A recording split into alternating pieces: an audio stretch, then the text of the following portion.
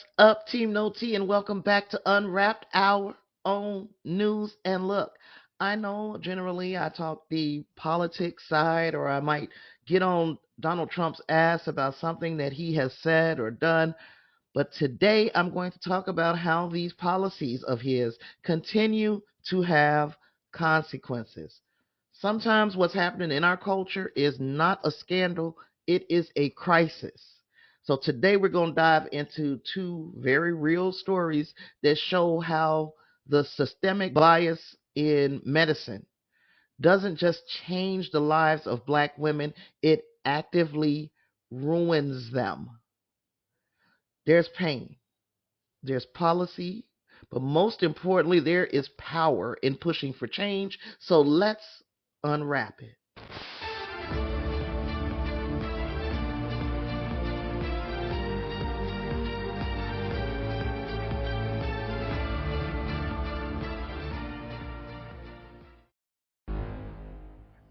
All right, so I told you we've got two stories to talk about. We're going to start with Mercedes Wells in Indiana. Now, Mercedes was in labor. She's a pregnant woman, black woman. She was in labor. Her contractions were getting closer. You know, the things that we get excited about when we know that this child is imminent. But anyway, she's making textbook progress in her labor. And still, when she gets to the hospital turned her away. They dismissed her, discharged her, told her that her labor was not far enough along to admit her into the hospital. So, after she and her husband left, she's in excruciating pain.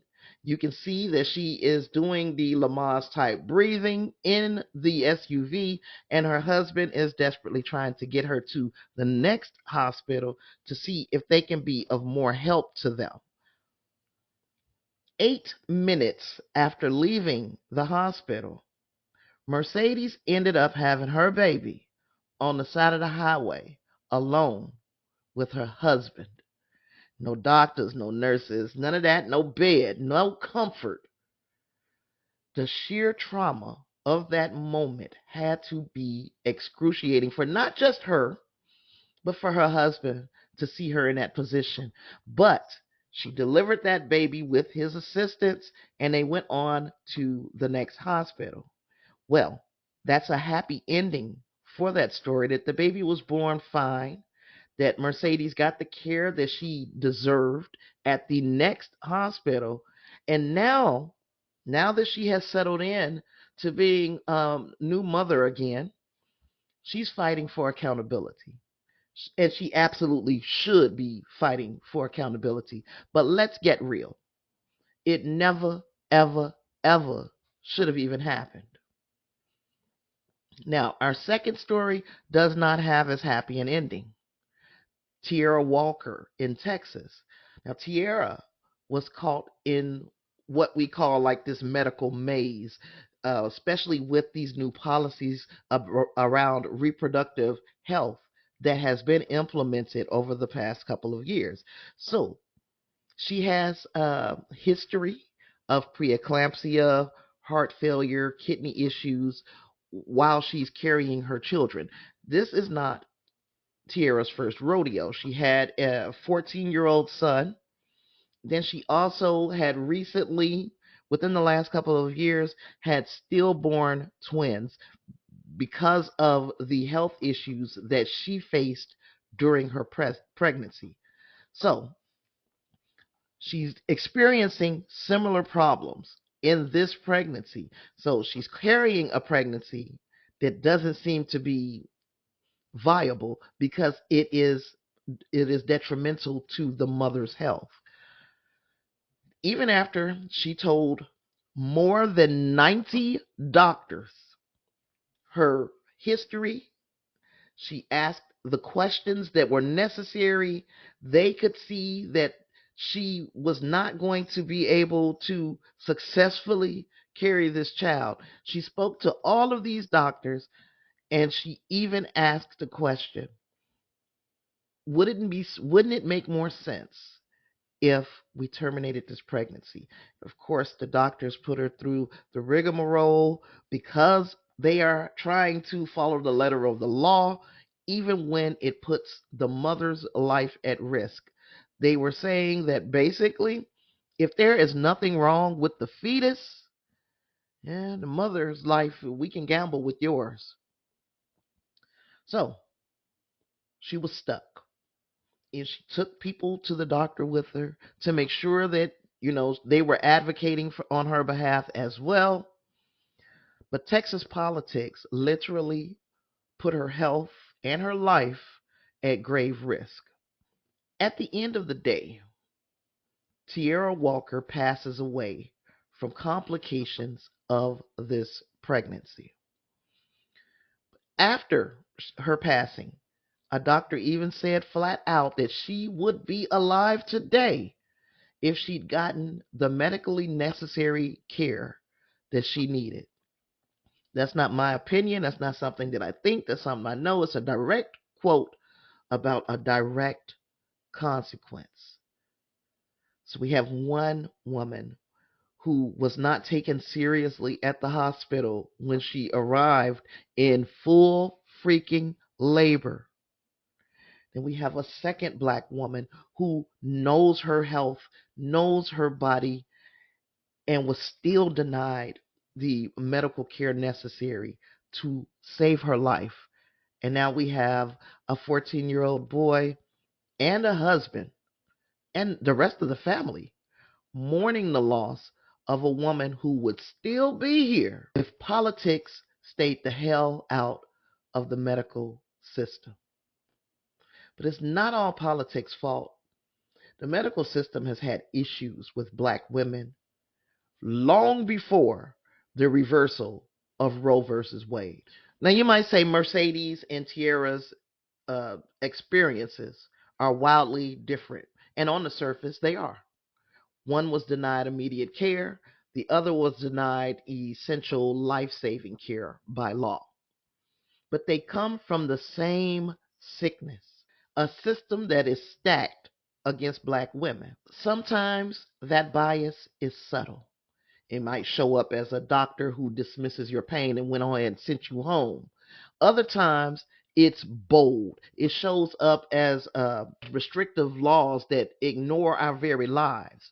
Either way, it's systemic bias doing the talking, and it has a devastating effect on both our bodies, our families, our communities. And as I've said, this ain't nothing new. It might be news to some people, but black women have always been doubted, always been denied, and have been silenced in medical settings, even.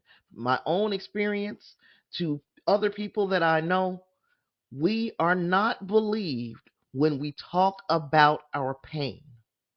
Even in the dark history of slavery and medical experimentation to the very present day, there's a pattern of not listening and not caring. Old racist stereotypes about our ability to handle pain. We have a higher pain threshold. The idea that black women should be able to suffer more. And then there's also the brand new policies that combine to create the risk of us having an adverse experience at every step of medical care. Hospitals talk a lot about care.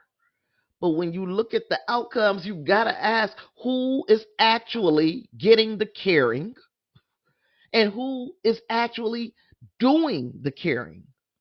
Because we've seen, especially in these cases, these more recent cases, how dismissive the medical system can be when we're talking about black women.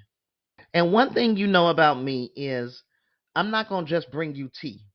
I'm going to bring you facts. So here is a fact that you need to know. Black women die in childbirth at rates that triple that of white women. Can we say that again? Black women die in childbirth at rates that triple that of white women. We're talking over 50 deaths per 100,000 live births. This ain't because our bodies are biologically different than white women. It's because the system is. Cardiac issues, high blood pressure, even some infections. These are all treatable conditions if you are treated. When you look at the southern states, the numbers are even higher. That is a philosophical issue. It's a philosophical problem, an ideological problem, and a policy problem all rolled into one. And that, my friends, is what we continue to need to unwrap. First, I want to give you a little bit of an update of where we are on the Mercedes Wells situation in Indiana. Franciscan Health Crown Point president, which is like literally maybe 15, 20, 30 minutes, maybe, not even that far away from where I grew up. So I know that little area in Indiana very well. In a public statement, the CEO and president of that hospital watched the video, of course, received the backlash saying that it is difficult to watch and that the hospital failed to listen to Ms. Wells' concerns. He also said that they will be having cultural competency training for these types of situations. More on cultural competency training in just a few minutes. Of course, the doctor and the nurse who signed off to allow Miss Wells to leave that hospital that day have been terminated. And furthermore, there has been a bill. Representative Robin Kelly out of Illinois has introduced the Wells Act, or the Women Expansion for Learning and Labor Safety Act. So the bill is named after Mercedes Wells, who was an Illinois woman who was in labor and told to go home from Franciscan Health Crown Point in Indiana. We do have people who are working on policy to make sure that things like this don't happen again. But there still isn't great news coming from Mercedes Wells' family, because now she is again hospitalized after giving birth in her husband's truck. She's having post-birth complications, including hemorrhaging, and I really sincerely hope that she gets better care than she did at Franciscan Crown Point. Now, as I was saying, the president and CEO of Franciscan Health in Crown Point has said that they are going to begin to have cultural competency training. And let's talk about that a bit, because hospitals love to brag about their cultural competency training. These are courses and seminars that are supposed to help doctors and nurses do better at learning their implicit biases. But let's be real. Checking a box on an HR form is not going to change uh, people who have these deep seated biases. They're going to say what they need to say to pass their little course, and they're going to go right back to being the exact same person that they were before they took it. So until systems face real, tangible consequences for discriminatory or negligent care, all that education is just window dressing. It's just a piece of paper.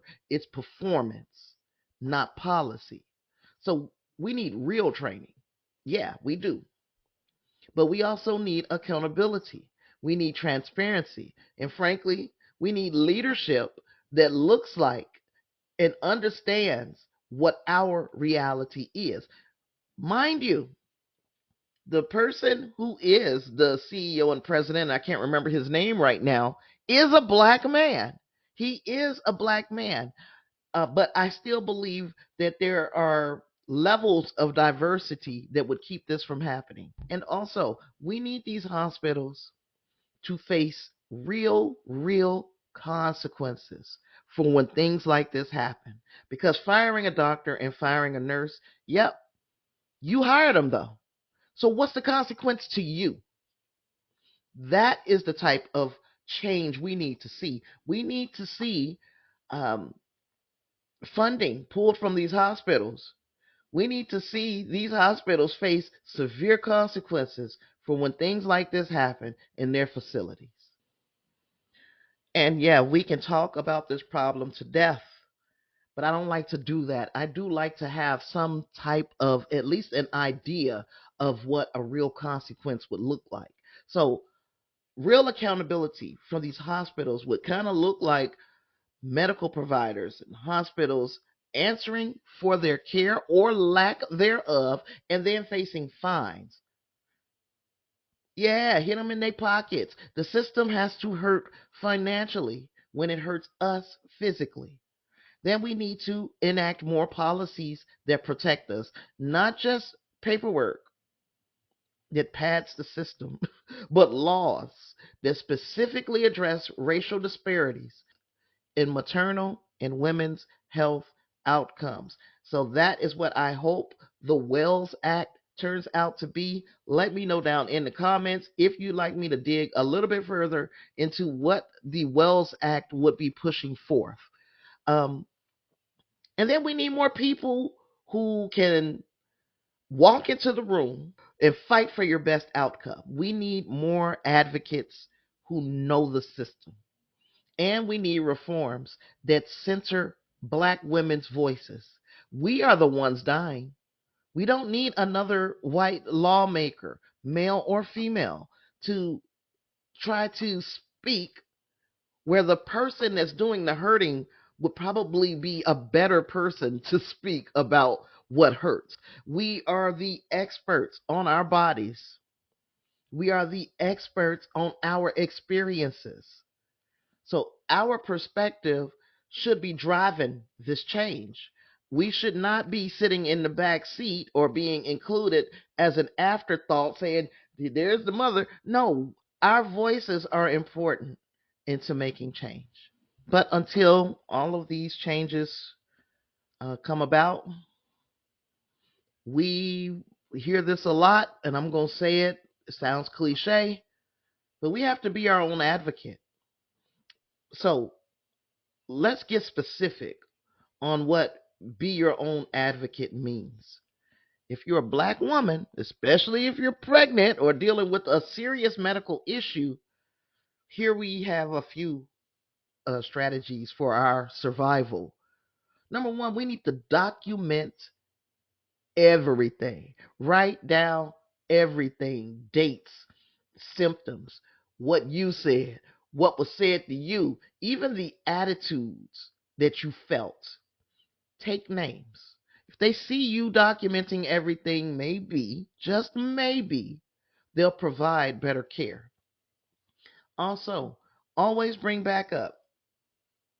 Don't go to no appointment alone if you can help it. Bring your friend, bring your partner, bring a family member.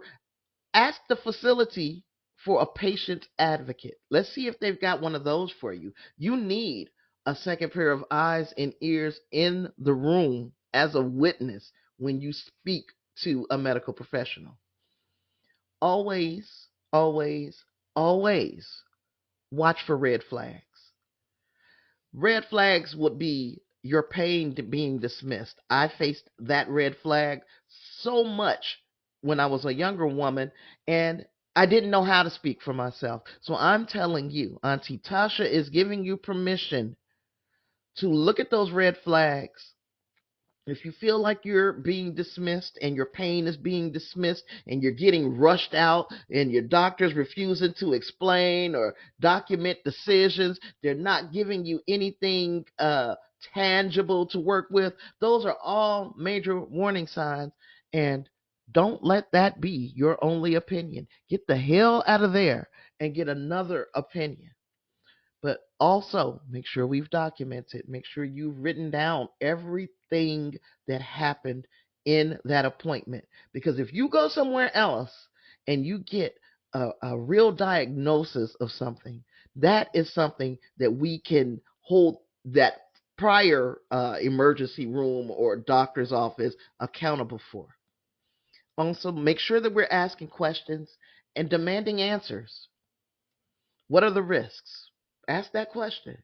Can you document that specific decision in my chart? Yes, make sure you put that in my chart. Here's one they might not like. Would you give that same advice to a white woman? Even if they don't like it, ask it. Ask that question. Who else can help me right now? Is there somebody else? I would like to see the manager, right? Don't let them leave the room without you having clarity. This is your health. And unfortunately, they ain't looking out for your health. You are responsible for looking out for your health because they might not be doing it. And finally, build a support network. Connect with local advocacy organizations who are already doing the work. Share your story with your community, like I'm sharing with you now, because we don't have to be alone in the fight. I felt alone when I was going through my situations with the medical system. I don't want you to feel that way.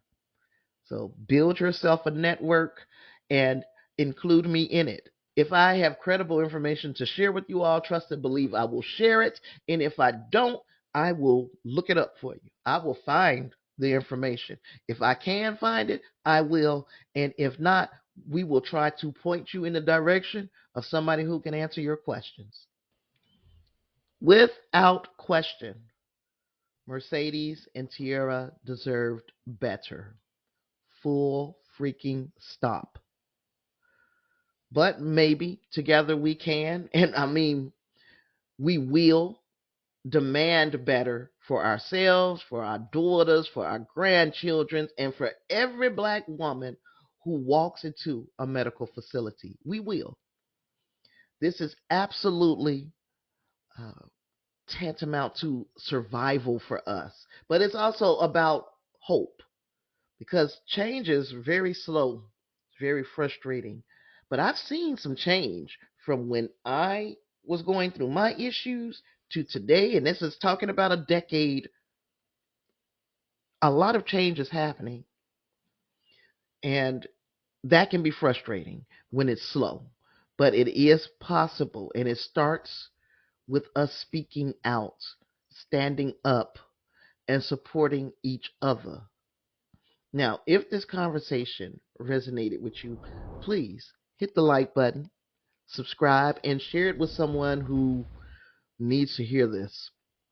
This is not like a typical topic for Tasha Pierce Unwrapped, but I do this for the culture, and this is affecting the culture.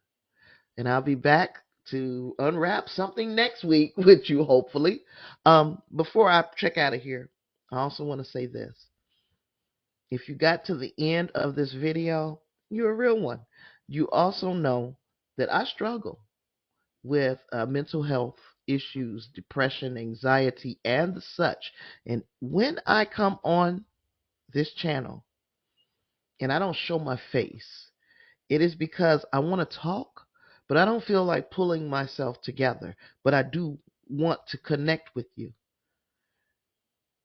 Um, I don't like some of the comments that I got on my last video. So I'm not going to be doing voiceover videos. So if I feel like shit, you won't hear from me. You will only hear from me if I can sit in front of this camera and talk to you, because I really don't. I know it's not the real people who really are down for me who are making these types of comments. But this is not me just making lazy content. This is because I am struggling. So if I have unplugged for days and weeks at a time, I'm struggling, and it's okay. I'm not going anywhere. It's okay, but I do want to connect with you sometimes, even when I'm struggling. I have another channel. It's called Culture First, Democracy Always. It is just a podcast. Don't go over there and expect to see my face. It is an audio only podcast, but it is a lot of work that I have done, and it is bringing me a lot of joy, and I'm hoping that people are enjoying it. So if you enjoyed this commentary today, why don't you go over to Culture First, Democracy Always, give me a follow, and listen to a couple of episodes. Tell me what you think. All right. That's all I got. Hopefully I shared knowledge. I did not spill tea because y'all know I don't do tea. You deserve so much more than just tea. I'll see you in the next one. Peace.